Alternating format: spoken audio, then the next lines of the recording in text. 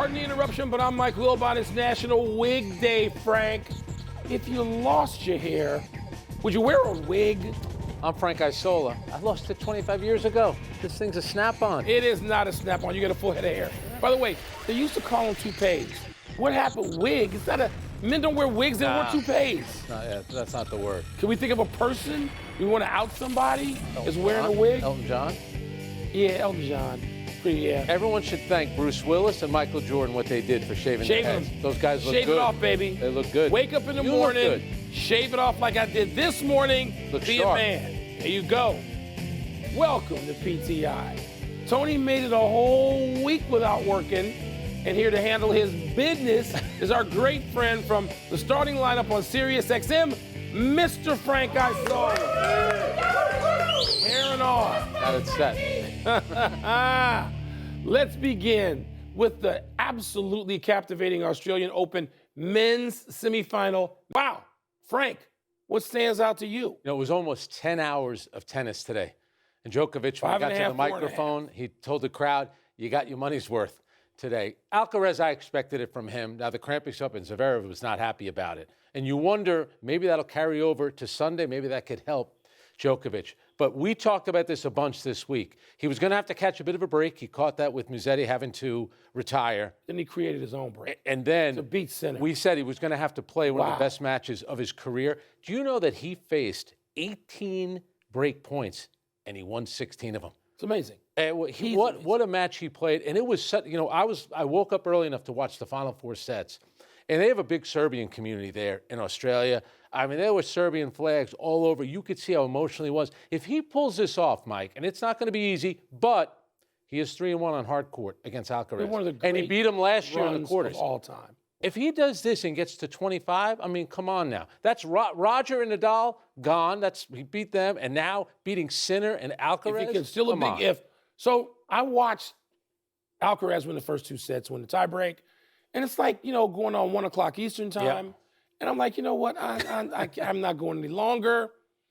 And then I hear that not only did that match become epic, which we were not expecting, but then Joker to beat Sinner like that, after Sinner had beaten him twice. And let's face it, Sinner has been a legit number one in the world. That's right. And Joker at 38 to win on that surface? I mean, he's not playing on something that slows you down like clay. He's not doing that. So this is amazing and an amazing final to watch. And Sinner won the first set. Then he's up 2-1. And Djokovic comes back, wins the fourth set and the fifth set. And like I said, he was emotional. Think about this, though, for Djokovic. Since turning 30, this is going to be his 17th Grand Slam final. Rafael Nadal did it 10 times. Roger Federer, 8 times. You know what all this is saying? Think about that. If you want to talk about a GOAT in men's tennis, it's hard to come to any conclusion other than Joker. It is. But here's what happens with Djokovic. I loved Federer. There was a gracefulness about his game. Nadal, you know, just like that, how hard that he works. Like he's a puncher. He's like Joe Frazier out there. Djokovic has been involved in a lot of controversial stuff, so he's not as beloved. But you're right. He may not be as beloved, but he beats you. He's Can beating you imagine everybody. if he wins on Sunday? Now, the thing, you're going to get up at 3 o'clock to watch it? No. Gonna have to watch it on tape.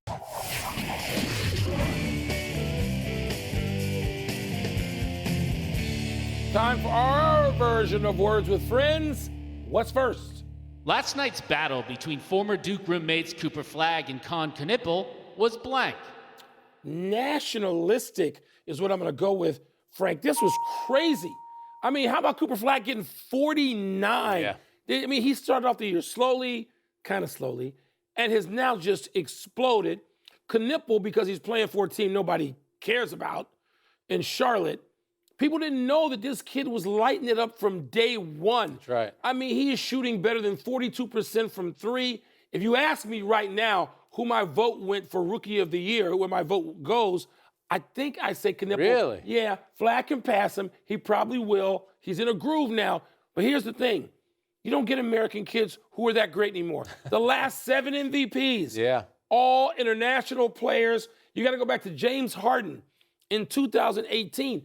We're working on 8 years. Amazing. So Cooper and Knueppel coming to the rescue like this is sort of, you think the league will will understand and maybe plan some all-star festivities around that. And they're both in that game. I'm sure Cooper Flagg might have a chance to make the big game. Yeah. So my word is on the mark, because last night one of your Chicago guys, Mark Aguirre, was getting his number retired, and Cooper Flagg, you know what he did? He broke Mark Aguirre's rookie scoring record last night by scoring 49. Do you know that Cooper Flagg right now has scored the most points in NBA history as an 18-year-old? He did that on December. We're no 18 Hang on a second. He did that as December 19, and then 40 days later, he now has the most points ever scored by a 19-year-old. We're any 19-year-olds either. Look, he scored LeBron 49. was 19. I don't need an age. He scored 49. That's all that matters. That's not impressive. No, He's it could 18. be 50. And he scored 49. That's what. And by the way, and he missed Mark a shot Aguirre, at the buzzer. the greatest high school player I ever saw. He missed a shot at the buzzer, which would have given him 50, 51. yeah. I got one for you, though. Okay. So the two teammates, the two rookies last night, that's the most points combined by two rookies in the same game since 1971. Tiny Archibald, Pistol Pete Maravich combined to score 91. How about far that? did those two guys get, Cooper and Knueppel? How far did they get last year together playing on a college team? I know. That was... I'm just asking. You're getting on John Shire now? I'm not trying to take shots. No, Chicago's own. I'm not going to take shots. But why are you the guy that... You don't think that's an impressive stat? No, most points ever by an 18-year-old? no one was 18 for the first 100 years of the league. No, it's irrelevant. Right, well, now, his greatness is not because he's 18. But what about... It isn't. And they play more AAU games. Kids now play 70 games a year. You know this. They play 70 games a year when they're 15. No, it doesn't. LeBron was 18 and played. Okay. Kobe was. They're about to all-time legendary players. It's great because they're great players, not because they were 18. All right. Happy 23rd birthday to Amin and Asar Thompson. Amin plays for the Rockets and is averaging 18, 8, and 5, Frank. Asar plays for the Pistons, averaging 11, 6, and 3. The identical twins played on the same team in high school and in the G League, and then were taken 4th and 5th in the 2023 NBA draft. They faced each other last Friday, with Amin and the Rockets beating Asar and the Pistons. Fittingly, their matchup earlier this season went the other way. Two terrific two-way players. Asar was born a minute after his brother. He is 1 inch shorter at 6'7", but at 34 wins, he's got 5 more wins than his brother has with the Rockets. They are great defenders. Absolutely. And now already better offensively than we thought. And tough as well. Happy anniversary, John Riggins. On this day, 43 years ago, my man Riggo rushed for a then Super Bowl record 166 yards to lead Washington past Miami in the Super Bowl. The capstone was a 43-yard touchdown run on 4th and 1 to put away the game. It was the first of 3 Super Bowl wins for Hall of Fame head coach Joe Gibbs, and during his second win 5 years later, Washington running back Tim Smith set the new Super Bowl rushing record that stands today, 204 yards in a win over the Broncos. The big run by Riggins in that game, the defensive back on the Dolphins that he ran over, Don McLean. Remember? Yeah. Riggins, I saw last week, he looks like he's 35 years old. We were thinking today about guys that got run over. We were thinking about Brian Bosworth by Bo Jackson. And remember when Earl Campbell ran over Isaiah Robertson of the Rams? Got him right here. Ran over a lot of people earlier than that, too. Happy trails to last night's game for the Red Wings. Detroit emptied its net, down 2 goals to the Capitals last night, and scored twice in the last 2 minutes to send the game to OT, the second on a simple dump-in that took a crazy bounce off the photographer's hole in the glass. At the end of the scoreless extra session, Capitals goalie Charlie Lindgren went down in pain, but with Logan Thompson unavailable and only a call-up in uniform, Lindgren stayed in for the shootout. Made no saves, but the Red Wings' third attempt hit the crossbar. The Caps scored to win all 3, won the game, then carried Lindgren off the ice and down the tunnel. There was a lot of celebrating last night because Patrick Kane got an assist, so now he passes Mike Modano, most points ever by an American-born player in the NHL. It's a pretty nice distinction. Pretty 2 cool. omissions. The Packers signed head coach Matt LaFleur and GM Brian Gutekunst to extensions, and the Ravens hired Bears OC Declan Doyle to the same position in Baltimore. We're running out of show. Let's get to the big finish. Aaron Gordon is out 4 to 6 weeks for the Nuggets. but Nikola Jokic is back tonight. How about the job that the Nuggets have done? 10-6 without Jokic. By the way, he could still miss 2 more. Well, if he misses 1 more game, he will not be eligible to win any of those regular season awards. But it's surprising that he's back this quickly. John Gruden denies a report from The Athletic that the Jets reach out to him about a role in their offense. Your thoughts? That seems much ado about nada.